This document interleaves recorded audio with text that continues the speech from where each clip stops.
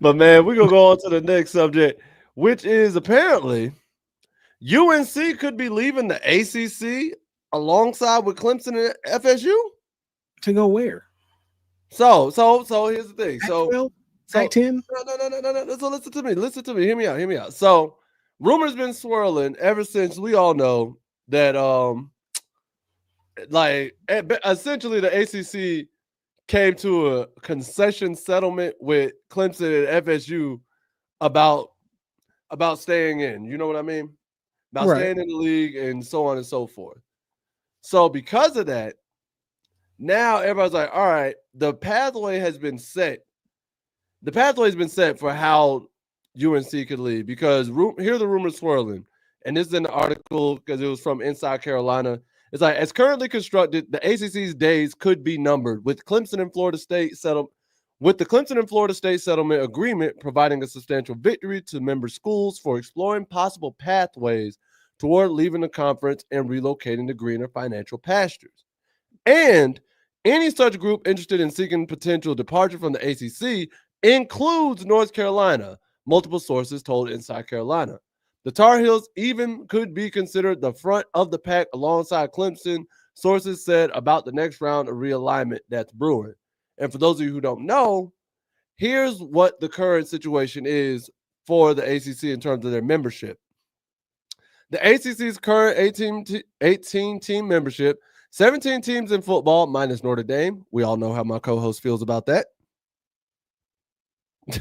Will remain intact through at least June 2027 as per the settlement's new parameters on leaving the league.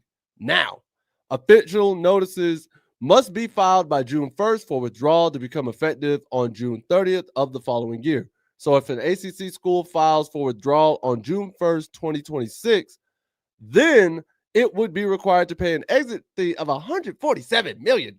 Good God. To leave the conference on June 30th of 2027. From there, the ACC's exit fee drops by $18 million, random number of 18, all right, drops by $18 million each year until leveling off at $75 million in 2030-31, 2030 and then 2031 season, I'm guessing.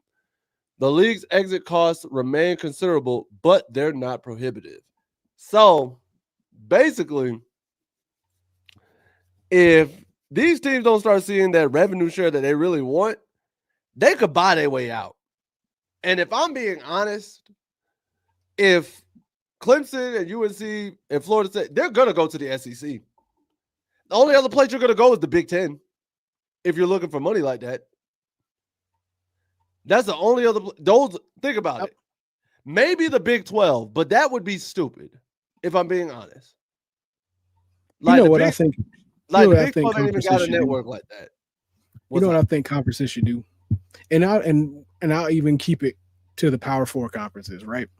Yeah. Do a draft every year. What, like fantasy?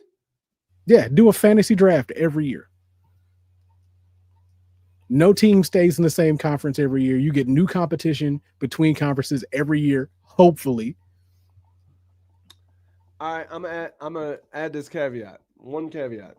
So, are we just doing away with with rival identities, or do we keep those? Like, what's up? Oh no, the rivalries stay the same. You'll still get that rivalry game every year. At least one rivalry game every year still. Okay. It just won't be counted as it just won't be, if they're not in the same conference, it just won't be counted as a conference rivalry game. So, but some of the long running rivalry games, you got to keep those. Okay. Now I can also even suggest doing once every 4 years. Do a new fantasy draft once every 4 years. I would say that if you're going to go that idea, I would say that's better. Just because you get a full collegiate cycle. Because you get a full collegiate cycle, you establish some continuity. You also are able to establish the logistics of how to make it work for those teams that you have. Because, for example, if Arizona, because California, we know they're in the ACC. They're in the ACC this year, and then the very next year they got to change everything logistically because they end up in the Big 12. Then the next year after that, they end up in the SEC. Then the next year after that, they end up back in the Big 12. Like you see what I'm saying? Like logistically doing it every year doesn't make sense. But you can every even 4 years, you can even set it up. You can even try to set it up to where you can even if it's not, this probably isn't the greatest part of the idea, but you can even set up to where no team plays in the same conference consecutively. I mean, yeah, I would assume that. I would definitely assume like you can't play in the same conference consecutive times, like consecutive rotations. So yeah, right? then it would kind of defeat the purpose of doing a fantasy draft. But I would say if anything, you just can't play. You can't play from at least 3 times straight. But you can't. But I don't know. It's one of those things. It's one of those like detail things that they'll have to figure out later. You'd have to worry out. But at the end of the day, when it comes down to it, where would they go? I think it's the SEC or the Big Ten. That's it. That's the only answers you got. And the bad thing is like, and I'm actually more open to them going to the Big Ten and proving that like Ohio State and Michigan usually get Michigan, and Penn State usually get an easy run. Somebody's gonna have to come out of there though. No, but I'm saying, all right. I mean, yeah. For example, here's my idea. Here's my idea. Uh-huh. So we know with the Big Ten, like Ohio State, Penn State, and Michigan are all on one side of the bracket. They're all on that one like side of the division in the Big Ten. The other side, you take them out. You put in Clemson, UNC, Miami, Florida State, SMU. Like you put them in, and let the other fools let them go down to the ACC. Now you still get some continuity in terms of rivalry, playing game, logistics, and whatnot. Like you have a logistically sound slate of teams, but competition-wise, you have some of the best cream of the crop, essentially to combat what the SEC got going on. Because we know with the SEC, Georgia, Bama, Auburn, Florida, Tennessee, Vandy, like say what you want. SEC be having talent, like, and like 4 or 5 teams down, any one of them can has the talent. Now, do they have the consistency? Right. Is different, but they have the talent to take that top dog spot. Doing this with the ACC's top teams would make the most sense going to the Big Ten, because now the Big Ten is essentially the new, like the SEC's rival. And then the ACC in of itself becomes more competitive because it quote unquote would be watered down, but the competition would be at the same level, because you're going to tell me a Wisconsin and an NC State wouldn't be a great matchup, that they aren't on par with each other. A Duke and a Minnesota wouldn't be a great matchup because they aren't on par with each other. And I would hope Duke will lose by 20, but you get what I'm saying? The level of the matchups would make more sense. Rather than you having Clemson running the gauntlet for 4, 5, 6 years, then Florida State running it for 3, 4, 5 years, then Miami running it for 4 or 5 years. You actually would have a conference that's producing good football games. But then not only that, you can legitimately say, hey, yo, this is a power conference. They get down over here in the ACC now. Like, it's anybody's conference. The Big Ten, it's anybody's conference. The SEC, it's anybody's conference. So now when you do the college football playoff, you bringing in the ACC champ, you know it's somebody who earned it. The Big Ten champ, you know it was somebody who earned it. The SEC, we always know whoever wins the SEC, they earned that. That wasn't by luck. You don't win the SEC by luck. Maybe a couple plays here and there, but usually your team is like, well, luck. Usually your team is good enough to win it for a reason.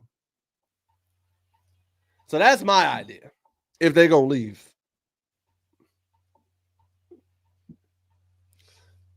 because like, if they do leave, it makes you wonder, okay, what teams are going to be leaving, especially the Big Ten and the SEC. Because now I would say if you're going to go in the SEC, I would have Clemson probably replace Missouri. North Carolina would probably replace Vandy. And if Florida State went in, probably Mississippi State is who they would replace if they went SEC, because they're surely not going to let Georgia, Bama, LSU, Ole Miss, Florida, South Carolina. They're not going to let them walk. Especially now, I would really, the thing I would really enjoy with Clemson going to SEC is that now South Carolina and Clemson have a true conference rivalry. I mean, I like that they still keep that going regardless. Because even when like Oklahoma and Texas, I like the fact that they have a rivalry in general. They still keep it. No, I'm not knocking the fact that they have the rivalry in general, because the rivalry is good. It's always, except for like a few years since I've been born, for a few 5 to 6 seasons or so, it was boring because we already knew who was going to win it. It was no competition whatsoever. But now they're both getting closer and closer competitively. They both look like they could take over a game at any point. So it's like, hey, so bringing them both to the same conference and actually have full consequences to one of them losing this game. Yeah. So also, the Big Ten did do away with the divisions. They did do away with that. So it's all like one division now.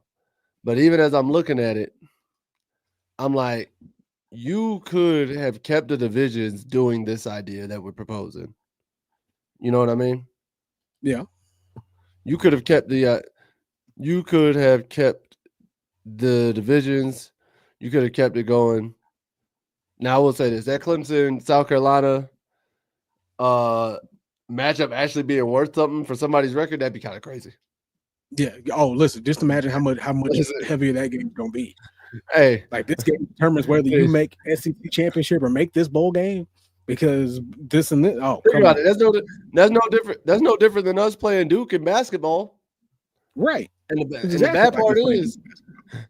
bad part is, like, it's been tamed the last like 5 to 6, 7 years. Like back in 2012, 2010, 2005, the 90s.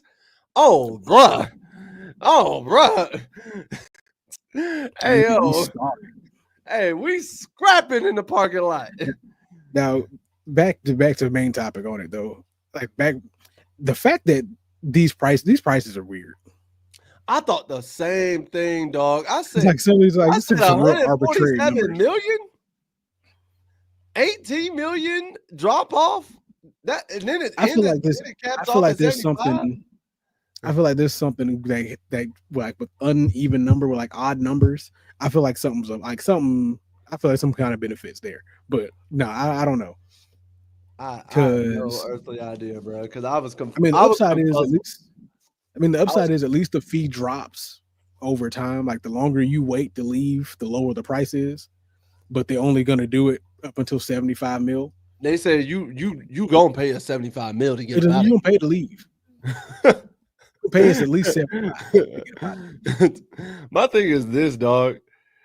You want to come up off 75 mil just to break up with you? Like, and then pay whoever it is you going to go see.